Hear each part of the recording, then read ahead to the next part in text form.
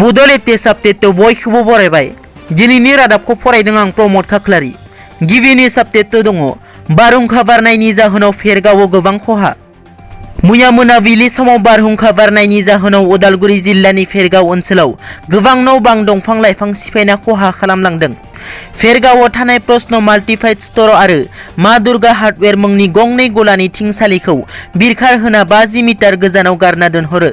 बेजों लोगोसे फेरगाव महकुमानि सिङाव थानाय खैराबारि, खाग्राबारि, डिमाकुसि, सुक्लाय, टंला, पानेरि बायदि ओनसोलनि गामि ओनसोलाव गोबां न' बां दंफां लाइफां सिफायना सिलिंखार खालामलाङो। नैथियाव दङ एसपि राकेश रशना बुंदों मोनाबिलि समाव गोबां सुबुं थुबुर नुनायनि थाखाय पुलिसआ सिग्रोमदों।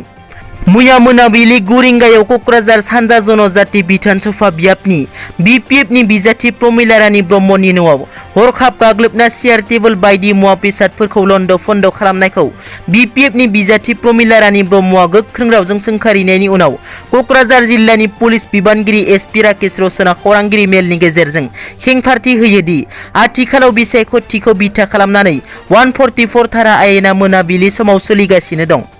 बे समावनो क'क्राझार सहराव पुलिसआ गोख्रों पहर होबाय थानाय समाव प्रमिला रानी ब्रह्मनि न'आव गोबां मानसिया थुबुर जानानै दंमोन होननानै बुङो। आयेन आब्रुथिखौ रैखाथि होना प्रमिला रानी ब्रह्मनि न'आव पुलिसआ थांना सुबुंफोरखौ गावबा गावनि न' फारसे थिनहरो होनना फोरमायो एसपि बिथाङा। थामथियाव दङ 16 फिट गोलाव किं कब्रा मोनदों नगावआव। नगाव जिल्लायाव मोनदों मासे 16 फिट गोलाव किं कब्रा। नगाव जिल्लानि सापानालिनि गंसे साहा बागानाव मोनदों बे किं कब्राखौ। गिबियाव सापानालिनि जियाजुरि साहा बागानाव बे गेदेर गोलाव जिबौखौ नुनानै ओनसोलनि सुबुंफोरा गिखांनाय सोमजिदोंमोन। उनावहाय जायगानि मिथिंगा अनफावरि लाइमोन दुलु बरानो बे खौरांखौ हरदोंमन। लोगो लोगोनो दुलु बराया साहा बागानाव हाखु दाखुयै फैदोंमोन आरो किं कब्राखौ हमदोंमोन।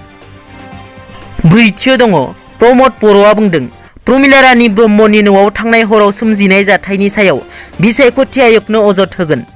थामथि खोलोब बिसायख'थिनि थाखाय फोसावदिंनाय सम सिमाया जोबलांनायनि उनाव बिपिएफनि बिजाथि प्रमिला रानी ब्रह्मनि न'आव थांनाय हराव सोमजिनाय जाथायनि सायाव बिटिआरनि गाहाय खुंगिरि प्रमद बर'आ बुङो दि बिसायख'थिनि फोसावदिंनाय सम सिमा बारलांनाय उनावबो प्रमिला रानी ब्रह्मनि दरखं मोखाङाव गोबां मानसि थुबुर जानायखौ इउपिपिएल हानजाया आसाम बिसायख'थि आय'गनो अजद होगोन होनना। बाथियाव दङ बाक्सा जिल्लानि बारग' एनडिपिएस उदां आर'नाइ ससाइटिया इउपिपिएलनो भट होनो खावलायदों। बाक्सा जिल्लानि बारग' एनडिपिएस उदां आर'नाइ ससाइटिनि हानजा बिथांमोना रायजो राजाफोरखौ गाबोननि जानो गोनां बिसायख'थियाव इउपिपिएलनि सायख'जानाय बिजाथिनो ट्रेक्टरनि सावगारियाव भट होनो खावलायदों। दिनैनि रादाबा एसेनोसै। नोंथांमोना जुदि आंनि चेनेलखौ दासिमबो साबस्क्राइब खालामाखै अन्नानै साबस्क्राइब खालाम। गोजोन्थों।